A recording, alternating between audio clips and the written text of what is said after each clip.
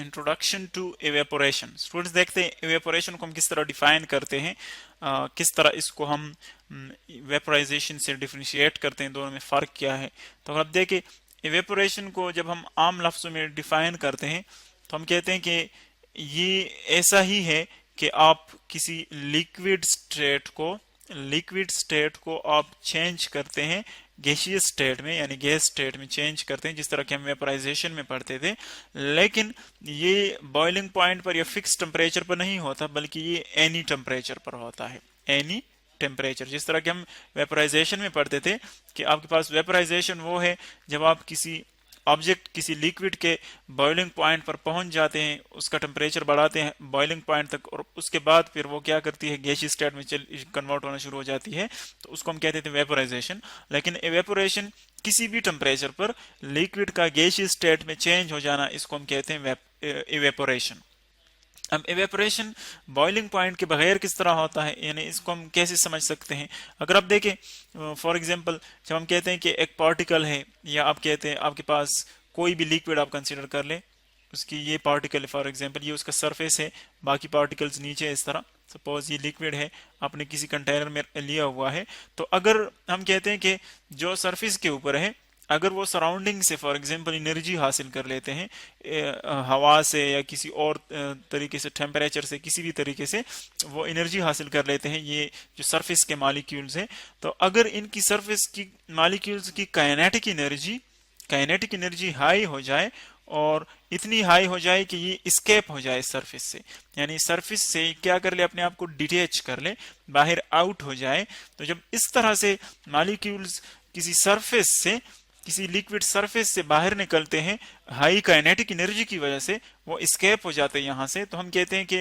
इस तरह के प्रोसेस हमारे पास क्या है, एवेपोरेशन है।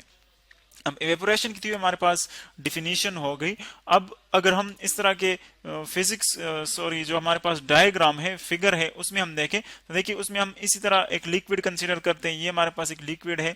आप इसको फॉर सिंप्लिसिटी वाटर भी ले सकते हैं, हमारे पास वाटर है लिक्विड फॉर्म में। तो अगर आप देखिए जिस तरह पहले हम पढ़ चुके हैं कि वाटर को जब आप वेपोराइज करेंगे तो हमें कितना टेम्परेचर हाई करना पड़ेगा, 100 डिग्री सेंटीग्रेड, यानी इस पर वो बॉयल हो जाता है, फिर वो वेपर्स में कन्वर्ट होना शुरू हो जाता है। लेकिन अगर आप यहाँ पर देखिए, हम कोई इसको हीट की कोई सोर्स यूज नहीं करते, जिस तरह के यहाँ से हम फॉर एग्जांपल हीट दे देते हैं, यहाँ पर कोई हीट हम नहीं दे रहे हैं, इसको कोई सोर्स नहीं है, जस्ट हम इसको देखें कंसीडर कर रहे हैं कि इसको कहीं से एनर्जी मिल रही है इसके पार्टिकल्स को। तो जो सरफेस के ऊपर है वो क्या करते हैं, देखिए स्केप हो रहे हैं, ऊपर जा रहे हैं, यानी लिक्विड से फ्री हो रहे हैं। तो जब मॉलिक्यूल्स फ्री हो जाए तो फिर वो किस स्टेट में होते हैं, गैस स्टेट में होते हैं। चूंकि गैस स्टेट में मॉलिक्यूल्स के दरमियान जो इंटरमॉलिक्यूलर फोर्सेस हैं वो नेग्लिजिबल, तकरीबन जीरो होते हैं, और इसीलिए हम कहते हैं कि फ्री स्टेट में है। तो इस तरह जब मॉलिक्यूल्स स्केप करते हैं सरफेस से, तो हम कहते हैं कि इस लिक्विड में एवेपोरेशन हो रहा है। और इसको हमने कंपेयर भी किया हुआ है, देखें जो सरफेस के ऊपर मॉलिक्यूल्स है उनको हमने लिखा है हाई एनर्जी इवेपोरेटिंग, यानी जिन मॉलिक्यूल्स की काइनेटिक एनर्जी हाई होती है वो यहाँ से क्या करते हैं, वो डिटेच करते हैं, सरफेस से अपने आप को फ्री कर देते हैं, और इसको हम कहते हैं कि इवेपोरेशन हो रहा है। यानी ये हाई एनर्जी मॉलिक्यूल्स है हमारे पास, हाई एनर्जी मॉलिक्यूल्स। इस तरह अगर आप मिड पर देखें, जो इससे नीचे है वो है medium energy pulled back into water, यानी जो मॉलिक्यूल्स हमारे पास ऐसे हैं जिनकी एनर्जी उनसे कम है, हाई एनर्जी मॉलिक्यूल से कम है, तो वो स्केप नहीं हो सकते, बल्कि जब वो स्केप करने की कोशिश करते हैं तो लिक्विड अगेन उसको अपनी तरफ खींच लेती है, पुल कर देती है, तो वो वापस ही आ जाते हैं, यानी वो इवेपोरेशन के प्रोसेस में हिस्सा नहीं लेते। ये मीडियम लेवल है, एनर्जी की उससे कम होती है। इसी तरह हमारे पास जो लोअर एनर्जी मॉलिक्यूल्स हैं जो बिल्कुल बॉटम पर है, देखें यहाँ पर जो है वो अगर आप देखें तो वो बिल्कुल ही उसकी एनर्जी सबसे कम है, तो वो तो अंडरस्टूड बात है कि यहाँ पर एवेपोरेशन में हिस्सा नहीं ले सकते। तो एवेपोरेशन में जिस तरह के हमने डिफिनेशन में पढ़ा कि सिर्फ सरफेस मॉलिक्यूल्स ऐसे होते हैं जिनकी हाई काइनेटिक एनर्जी और वो यहाँ से स्केप हो जाए, तो उसको हम कहते हैं एवेपोरेशन, इस प्रोसेस को। तो अब अगर आप एवेपोरेशन को बॉइलिंग से कंपेयर कर ले कि बॉइलिंग में भी हमारे पास वेपर स्टेट बनता है और इसमें भी वेपर स्टेट बनता है, तो इनमें दोनों में डिफरेंस क्या है देखें। अगर हम डिफिनीशन के मुताबिक डिफरेंस देखें तो ये हमारे पास एवेपोरेशन होता है एट एनी टेम्परेचर टेम्परेचर, जबकि जो वेपोराइजेशन होता है वो बॉइलिंग पॉइंट पर होता है, फिक्स टेम्परेचर पर। फॉर एग्जांपल अगर आप वाटर ले लें तो वाटर के लिए हमने कहा कि वेपोराइजेशन होता है सिर्फ 100 पर, इससे नॉर्मल प्रेशर के ऊपर, इससे कम या ज्यादा नहीं, बल्कि 100, फिक्स 100 पर। जबकि एवेपोरेशन जो है वो मालिक्यूल्स की सरफेस के ऊपर काइनेटिक एनर्जी पर डिपेंड करती है। अगर किसी भी टेम्परेचर पर ये काइनेटिक एनर्जी इतनी बढ़ जाए कि वो स्केप हो सके, तो इसके लिए जरूरी नहीं कि टेम्परेचर 10 हो या 100 हो या 20 हो, ये किसी भी टेम्परेचर पर स्केप हो सकते हैं। लेकिन कंडीशन ये है कि इनकी एनर्जी जो है वो इतनी हाई हो कि वो यहाँ से अपने आप को डिटेच कर सके। तो पहला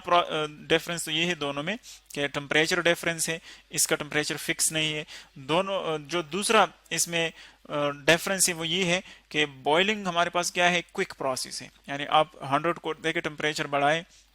टेम्परेचर इतना बढ़ जाता है तो उनकी जो एनर्जी है वो बहुत ज़्यादा हो जाती है, यानी बॉन्ड ब्रेकिंग में जो एनर्जी यूज़ होती है आप उसको ज़्यादा प्रोवाइड करते हैं, तो वो क्विकली जो है वो लिक्विड स्टेट से गैसीय स्टेट में कन्वर्ट होना शुरू हो जाता है। जबकि ये जो हमारे पास है ये क्या है, एक स्लो प्रोसेस है, स्लो प्रोसेस, क्योंकि इसमें सिर्फ सरफेस मॉलिक्यूल्स की एनर्जी पर डिपेंड करती है, और जब तक उनकी एनर्जी इतनी नहीं हो जाती कि वो स्केप हो सके, तो जब तक एनर्जी इससे कम हो, स्केप एनर्जी से कम हो, तब तक इवेपोरेशन नहीं होगा। और हम कहते हैं कि ये बॉइलिंग के मुकाबले में स्लोली लिक्विड स्टेट से वेपर स्टेट में कन्वर्ट होता है। यानी उससे दूसरा डिफरेंस ये है कि वो क्विक है और ये हमारे पास स्लो है। अब अगर नेक्स्ट इसको हम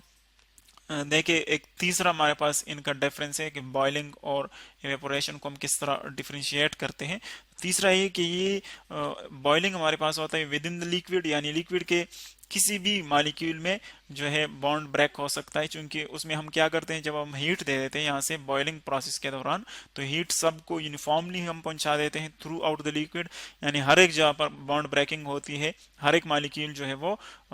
लिक्विड से गैसीय स्टेट में कन्वर्ट होना शुरू हो जाता है। जबकि यहाँ पर क्या होता है, यहाँ पर सिर्फ सरफेस के ऊपर जो मॉलिक्यूल है वो कन्वर्ट होते हैं वेपर स्टेट में, क्योंकि बाकी जो मॉलिक्यूल्स है उनकी काइनेटिक एनर्जी इतनी नहीं होती कि वो स्केप हो सके। तो इसीलिए तीसरा हमारे पास डिफरेंस क्या है कि ये सिर्फ होता है सरफेस के ऊपर, बाकी जो वाटर का मेडल पार्ट है या डाउनवर्ड पार्ट है उसमें नहीं होता। जबकि बॉइलिंग होता है with in the liquid. With in the liquid का मतलब ये कि वो हर एक मॉलिक्यूल में अकर हो सकता है। जो चौथा हमारे पास